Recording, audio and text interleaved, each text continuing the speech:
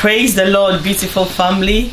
It's Pastors Derek and Julia coming your way this beautiful afternoon with a new edition of our short videos. And today our title is 25 phrases that make great marriages. 25 things we can tell each other in the marriage that will make our marriages beautiful, to make our marriages great.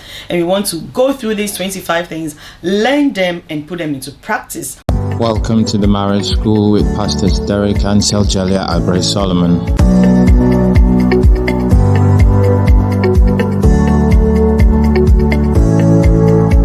Here at the Marriage School, we believe it is God's will for you to experience marital bliss at its fullest. And as such, we seek to equip you with the practical tools and resources for a successful marriage. Pastors Derek and Celia are both ministers of the gospel at Shine Ministries International located in London. They are also published authors of well-known marriage counseling books such as Built to Last and God's Spices for Marriage. Through the Marriage School, they share their vast knowledge about the marital landscape.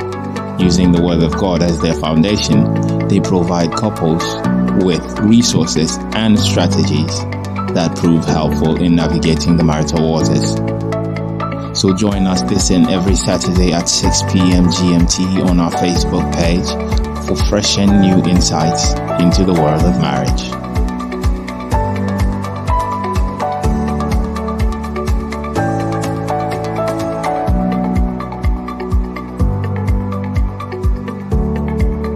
And today, as usual, by God's grace, we have Pastor Derek here with us, who is looking so handsome as always. Pastor Derek, you are welcome. Thank you. It's good to have you always. It's good to be had. We do not always. take your presence for granted. We are very grateful. Thank you for always honoring our invitation and coming to teach us. So today we want to look at 25 important phrases that make great marriages. We may not be able to go through all the 25 today. We'll see where the Lord will take us. Let's set the ball rolling, Pastor Derek. All right, thank you. Hello, everyone. It's good to have you again. Right, so we're looking at 25 important phrases that make great marriages. One thing you have to understand is that words have power. Words have power. Everything you see around you is as a result of words. Chaos comes through words. Beauty comes through words. Peace comes through words. Prosperity comes through words. Okay, so when you want a beautiful, glorious marriage, one thing that you can use to help build that kind of marriage is the kind of words that you speak over the marriage, or you speak in the marriage, or you speak into the marriage. The words that are used in the marriage. And there are certain phrases, if you want to have a great marriage, you must learn to use them. You must learn.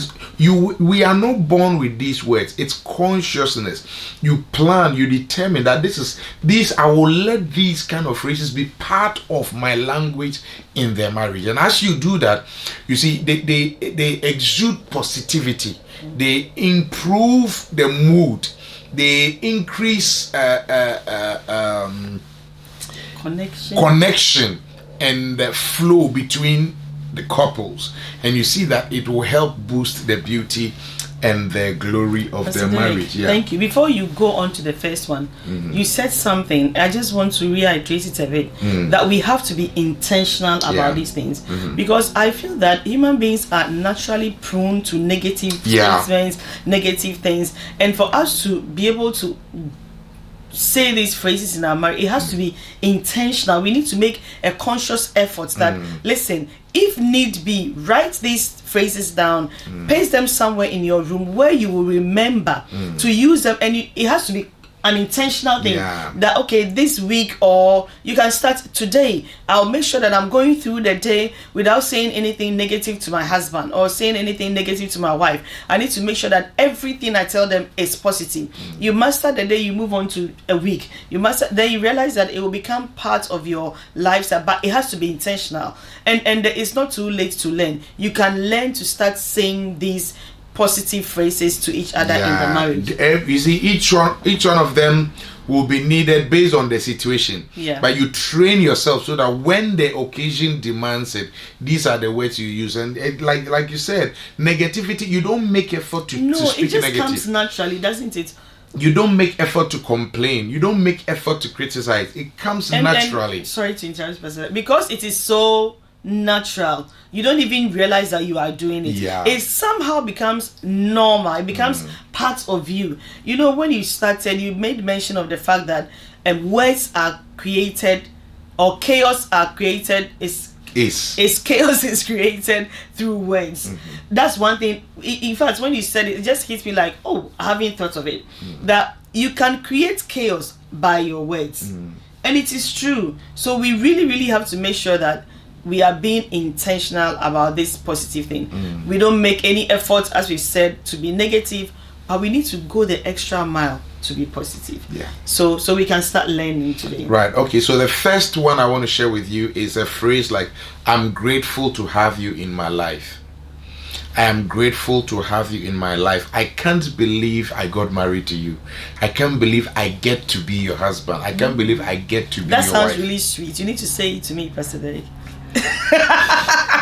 I can't believe I get to be your husband. I can't believe that is so nice. If you meet your husband in the morning, oh, good morning, my dear, whatever, my love, whatever, and then the first thing you tell your husband, I can't believe I get to be your wife, I'm sure he's going to think about it the whole day. He's going to put a smile on his face the whole day. It's really sweet to and hear you that. Can infuse this in conversations, in text messaging. Maybe you having a communication, talking about something. When you finish, you can sign up, I can't believe I get to be your wife. And these things like this, you can say it privately when you are together, or even when there are friends around.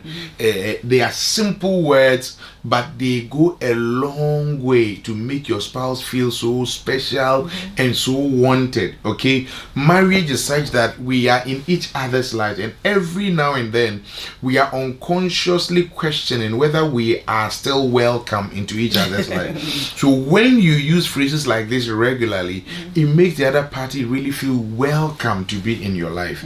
And it gives some form of assurance to your spouse that they are still important to you, that they are still valued in the marriage. I can't believe I get to be your wife. It's so nice. It gets very natural with time that we begin to get fed up with each other. We begin to take each other for granted. Like, you are there.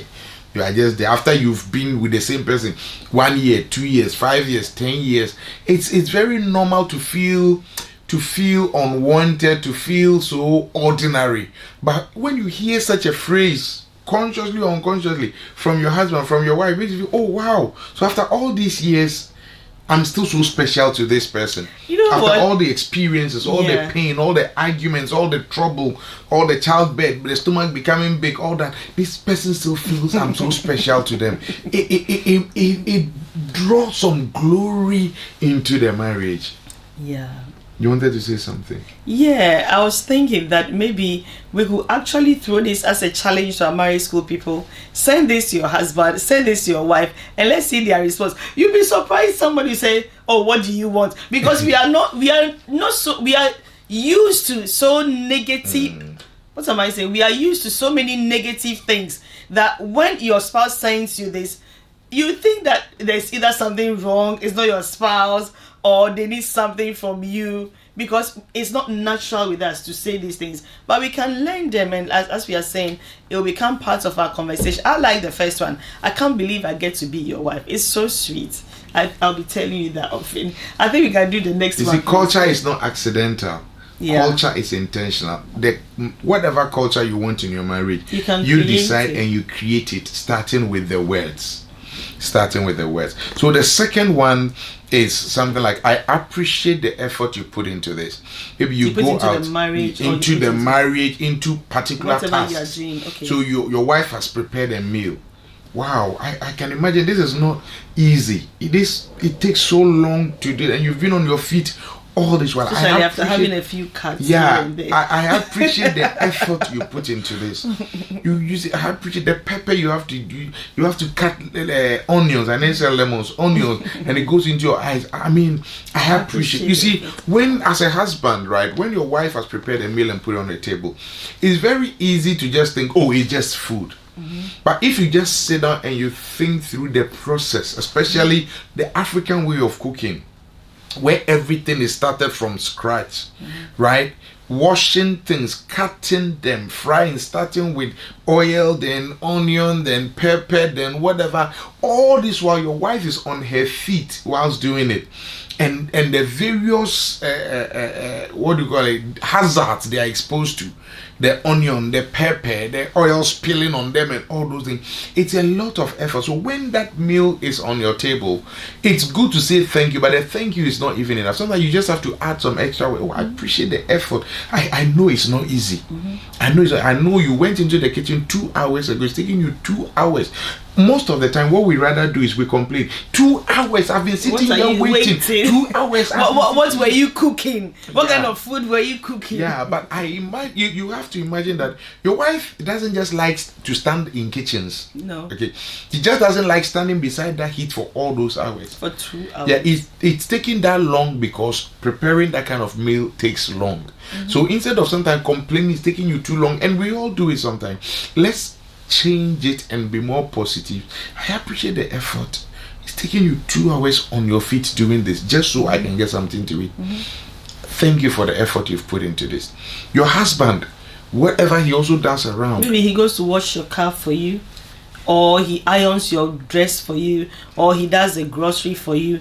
You can equally say that I appreciate the effort you put. Let's go beyond just a thank you, but let's try to let the person know that we actually see that it has cost them something to do what they've done for us. Pastor Derek, with the ironing, when you iron your spouse clothes for them, maybe you spend a very long time doing it, and when you bring the after you finish ironing, you bring the shirt or dress to them, they look at it and the first thing they find will be the fault that you didn't iron this place properly, or not knowing that you might have stood there for a long time. How about changing it to I appreciate the effort you put into ironing this shirt for me. I appreciate the effort you put into ironing this dress for me.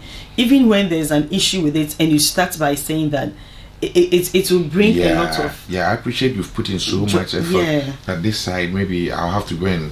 Yes. But I know that you've done so much. Why is it so easy or normal for us to see negative things, or for us to be negative rather than being positive? I know I'm drifting away a little bit. It's the fallen nature. You see, the fallen nature is skewed towards negativity, death, destruction, pain. Even when people are laughing, hey, you will kill me, hey, I'm dying, hey, you see, it's like negativity has it's become a constant thing. We don't make effort to say evil, to speak evil, to think evil, but it takes a lot of effort to do positive. And so let us, if we're going to have great godly marriages, let us just make the effort. And it will not be easy, especially if you've been in your marriage for some time where things have been negative. When you start this, even your spouse will be looking at you like, that's what I'm saying, that if you send this message to your spouse, this is not us, we are negative. we are negative.com. So what is happening? What's going on? Weird. This is not us. They may reject you, they may mock, but press on and press on. Let's try and change the culture. Let's build positive culture in our marriages, because we'll be the one. It's like a bed. If you lay it well, you'll be the one laying on it and enjoying it. So let's try. I think we can do number 3. Yeah. So we've learned 2 phrases. I hope you are keeping notes of those 2 phrases. Let's learn the third one, please. Yeah. So the third one is a simple phrase like, I really like you as a person. I really like you as a person. Okay, a lot of the times, and but I'm thinking of somebody saying, what if you don't like the person as a person? What do you do? How would you be in a marriage with somebody you don't like?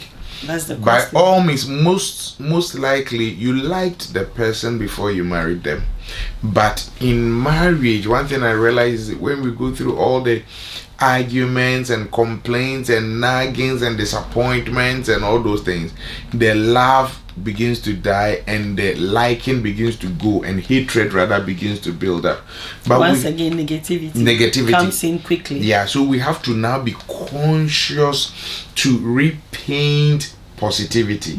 And words like, I really like you as a person. You are not perfect, but I still like you the way you are. I like you the way you are. There's a song that we used to hear when we were growing up in Ghana. And I don't know if I can sing it. If you don't understand the Ghana language, you may not understand.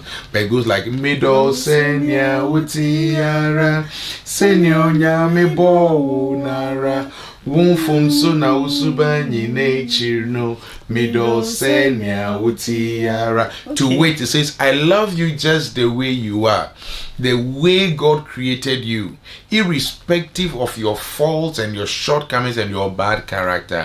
I still love you the way you are. Okay, you will not have a perfect person on earth. Whoever you marry, you will find issues that you don't like. You will find issues that are not good. But you cannot marry all the people. You can't keep divorcing everyone and going to marry the next one. So you have to stay with one eventually. And the one you are staying with, if it's going to be worth your while, and if it's going to be a blessing to you, you have to infuse positivity. And when your spouse hears these words, I like you as a person, I really like you, forget about the laugh side. I like you, I like to be your friend, I like to be with you, I like you. When you make statements like that, it has an effect on their mind. Oh, I'm liked, I'm precious. All of a sudden they'll try to adjust themselves and do things to be liked even more. Yeah. Okay, positivity begets positivity, and negativity begets negativity. When you are complaining and you are nagging, most of the time we think that complaints and nagging will rather change the person, make them good. It doesn't. It hardens them. It pushes them away. It builds up resistance and rebellion in their heart. That what? Okay, you can't force me. I'll do what I want. But when you go in the positive side, I like you as a person, I like you, things like that, they now begin to, oh, I'm liked. Let me make sure that I don't disappoint. Let me make sure that I don't blow this thing away. I have to, the kind of image. I need to maintain. Yeah, I have to maintain the standards. You know, I've been given a particular standard. I need to maintain it. So a lot of the time, we are the ones destroying our home just with the words we are speaking on each other. But when we switch to positivity, you see that your spouse, initially, especially if you've been going negative for a long time, it will sound weird. But if you insist and you press on and you press on, and when you make your spouse know, you are not just saying it for casual saying sake, but you really mean it from your heart. For all of these things, when you say they mean it, don't say it as a joke. Mean it. Mean it. Mean it, and keep using them at diverse places, different places, in different ways, for them to know that you really mean it. It's not like you say it once and then you forget about it. No, not just a one day thing. You keep using these phrases in your language, and you'll be amazed at the effect that it will begin to have on your marriage. Right, so we've learned 3. I can't believe I get to be your wife. I really appreciate the effort you put into this. And I really like you as a person. I think we are ready for number 4. I'm not sure if we have time, but okay, I'll try to squeeze a last one in for today. Then number 4 will be a question I really actually do like. I ask you a lot. Can I guess? Yeah. Are you happy in this marriage? Yeah. So things like that. You see, you always have to do in accounting, they have something they call stock taking and things like that. Yeah. You always have to do reviews. You have to ask yourself, are we on the right trajectory? Are we on the right direction? How do you do that? You can only do that by asking. You cannot assume your wife is happy in their marriage. You cannot assume your husband. First, I've imagined the husband's response. Are you happy in this marriage? So questions like these, and you are not asking sarcastically, you are not asking like, with all that I've done for you, now are you happy? No, like, yeah, not but grateful. You ask with the intention to improve. It's like you're asking questions as to finding ways to getting it better than you've already got it. So are you happy? Is everything okay? You see, when we go to restaurants, you want me to improve on? Is there anything you want me to change? You see, when we go to restaurants, after a while, the waiter or waitress will come around. Is everything okay? Are you happy? Do you need any other thing? Is there any other thing you would need? There's a reason why they do that. Yeah. When they ask you that question, it makes you feel welcome, you feel comfortable, you feel you can be yourself. And of course, if there is anything you need, you can ask, which will make your experience even better. It's the same thing we need to do in marriage. Customer service. We have to make sure that, listen, as a woman, when you have a husband, your husband is your customer for marriage. As a husband, your wife is your customer. And customer service, every now and then you have to look out after your customer and find out whether they are happy with your custom, whether they are happy with the service you are rendering them as a husband and as a wife. And then if they have complaints or the suggestions, you genuinely take them in and see how best you can improve. It's your marriage, you have to make it work. It's your marriage, you have to make it sweet. It's your marriage, you have to make it pleasant. And these are some of the things. Ask questions. Are you happy? Is there anything I can do to improve the experience for you? Are you happy with this experience on this journey you are going with me? Are you happy? Is there anything you need me to do to make it better? When we ask things like this, with time you see that things will be getting better. And when you ask and you get an answer, take it seriously and work on it. Thank you so much, Pastor Derek. As we have mentioned already, we need to really be intentional about these things and be very, very positive in our marriages. So I'm throwing you a challenge. We've done 4 this week. Go and practice them, and I'll be more than happy to take your feedback and read it if you want us to. And I believe that by learning to use these phrases intentionally and consciously and regularly, consistently, not just a one-off thing, we'll have great marriages. And so we come your way again next week, God willing. It's Pastors Derek and Selgilia from the Marriage School. God bless you. Bye-bye. Bye.